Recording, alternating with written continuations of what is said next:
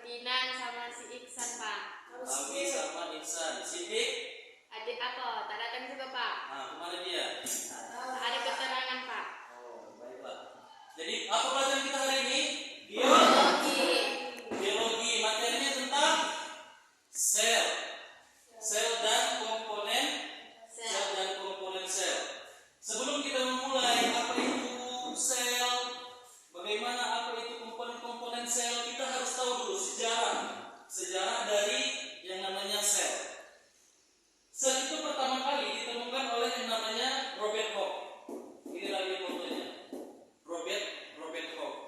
Dia berkebangsaan dari Belanda dan dia menemukan pertama kali sel itu pada sayatan gabus pada tanaman Quercus suber.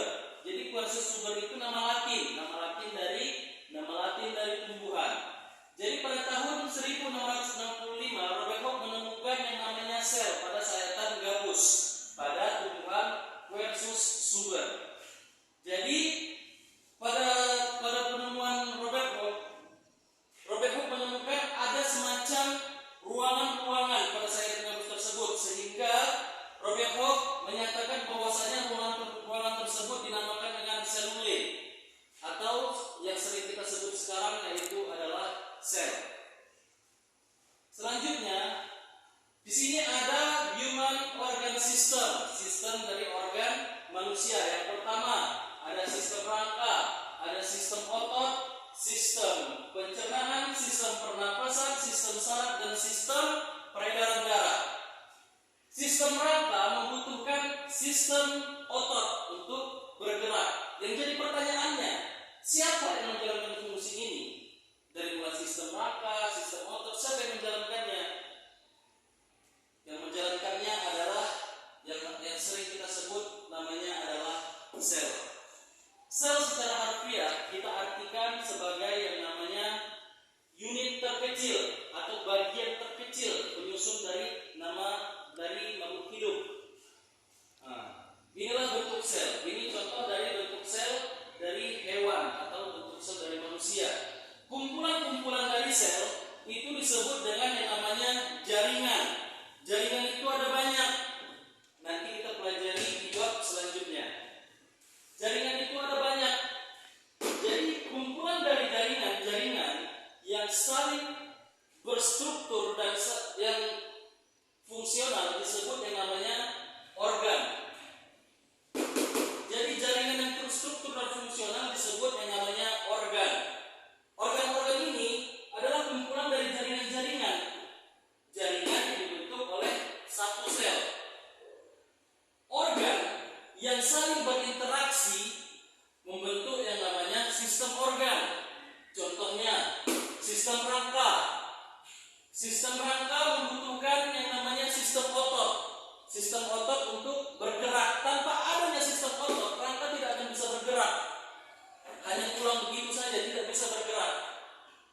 Dan sistem otot ini membutuhkan energi. Energinya dari mana? Dari sistem peredaran darah. Di peredaran darah itu ada nutrisi. Di nutrisi ada pemasok oksigen. Nah, oksigen itu dari mana? Oksigen itu dari sistem pernapasan. Nutrisi dari mana? Dari sistem pencernaan. Jadi semua saling berinteraksi. Jadi sistem organ dari manusia ini tidak bisa saling bekerja sendiri-sendiri. Jadi saling berkaitan. Itu makanya tugas sel di sini walaupun kecil bentuknya, tapi sangat berperan penting dalam pergerakan dalam tubuh manusia. Itulah fungsi dari sel.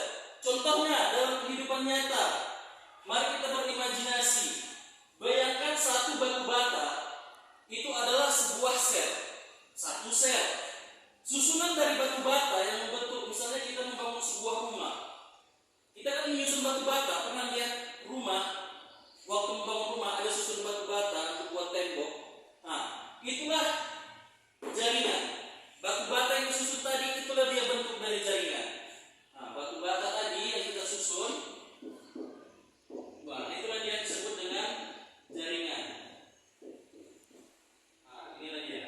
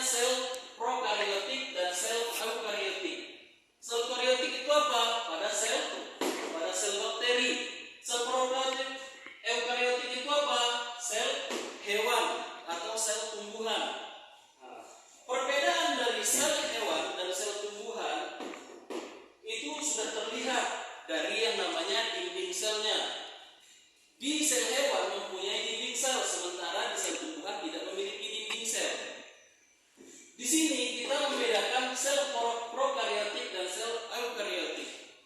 Jadi di sel prokariotik atau sel bakteri ini dia tidak memiliki yang namanya membran sel atau membran inti, tidak memiliki membran inti. Jadi DNA ini yang seperti cacing ini itu disebut yang namanya DNA. Dia tidak punya pelapis atau membran sehingga DNA-nya bersatu sama sitosom. Nah, jadi bergabung dia. Nah, jadi itu yang membedakannya. Sementara lihat pada sel eukariotik, di sini ada yang namanya DNA juga. Nah, inilah namanya inti sel. Di sini ada DNA, cuma ada membrannya di sini, membran sel. Itulah yang membedakannya. Di sini tidak ada, sementara di sel tumbuhan ada. Nah, itulah yang membedakannya. Jadi kesimpulannya sel prokariotik itu tidak memiliki membran inti, sementara sel eukariotik memiliki membran inti. Nah, ini dia untuk melihat lebih jelas lagi tentang sel prokariotik. Sel prokariotik no membran or nucleus nucleus region of DNA. Nah, itu dia, tidak memiliki membran pada sel intinya, tidak memiliki membran. Selanjutnya, sel eukariotik nucleus bound by membran. Nucleus ini memiliki membran, termasuk fungi, protista, termasuk sel tumbuhan, sel hewan, dan berbagai proses organ dan organel sel. Ini adalah konsep dari komponen dari sel. Komponen dari sel. Sel itu adalah unit struktural dan fungsional dari tubuh manusia. Nah, itulah yang dinamakan sel. Jadi sel itu bukan sekedar unit terkecil dari tubuh manusia, tidak. Dia terstruktur dan fungsional. Apa maksud terstruktur? Maksud terstruktur itu adalah semua organel yang di dalam sel itu mempunyai terstruktur semua. Tidak ada yang masing-masing fungsinya. Semua terstruktur. Fungsional itu apa? Fungsional itu maksudnya memiliki fungsinya masing-masing. Nah, apa itu? Nah, komponen sel dari organ struktural itu ada membran sel, dinding sel, sitoplasma, dan sitoskeleton. Sementara pada fungsional dia pembagiannya ada yang tidak bermembran dan bermembran. Yang tidak bermembran itu termasuk adalah ribosom dan sentrosom. Yang bermembran ada yang namanya terkait sistem endomembran dan tidak terkait sistem endomembran. Maksudnya tidak yang terkait dengan endomembran adalah organel-organel sel ini membantu atau saling berinteraksi di dalam sel, di dalam metabolisme sel. Jadi ini organel-organel sel ini, nukleus, retikulum, endoplasma, badan Golgi, lisosom, vakuola, mereka saling berinteraksi di dalam metabolisme sel.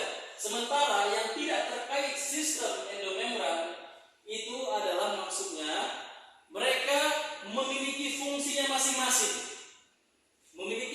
masing-masing dan tidak terkait dalam proses metabolisme sel. Contohnya apa?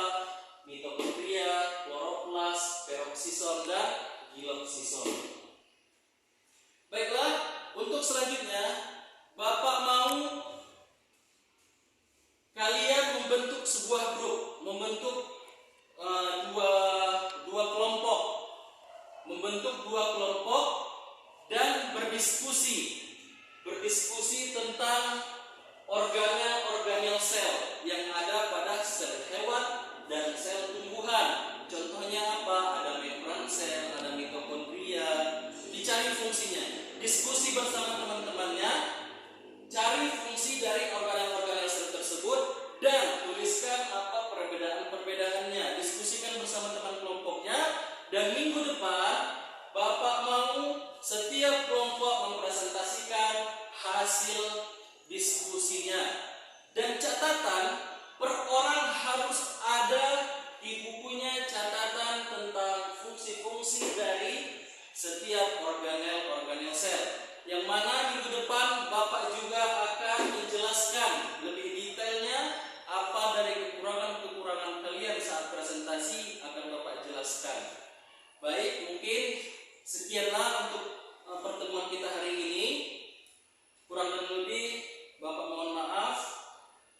Semoga apa yang Bapak sampaikan bermanfaat buat kalian, menambah ilmu buat kalian, menambah semangat belajar lagi untuk mempelajari yang namanya biologi, karena biologi ini sangat menarik kalau dipelajari dengan sungguh-sungguh. Oke, wabillahi taufiq wal hidayah. Wassalamualaikum warahmatullahi wabarakatuh. See you